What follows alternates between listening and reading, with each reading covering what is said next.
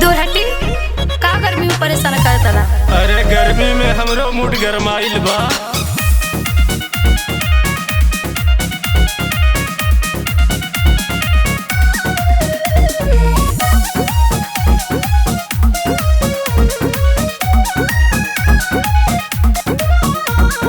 दिलवा करेला धक धक राजा जी, कहला कि तोहरे बहक राजा जी।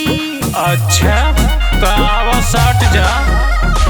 दिलवा करेला धक धक राजा जी, कहला कि तोहरे बहक राजा जी। गर्मी में काहे ओढ़ावेला रजहिया से, रजहिया से। गोरी से जिप तू भाव काहे खालू अपना सैया से। गोरी से जिप तू भाव काहे खालू अपना सैया से।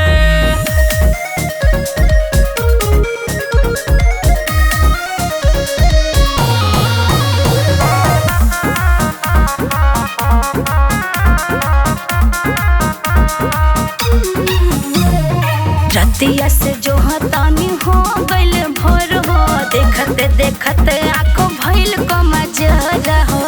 अरे तोहर हक हवे सबक जानिकारा हो, दोनों तेरा रानी बाहिए में धारा हो। परेशान बानी तोहरा रवैया से, रवैया से। गोरी से जिप तू भाव काहे खालू अपना सैया से। गोरी से जिप तू भाव काहे खालू अपना सैया से।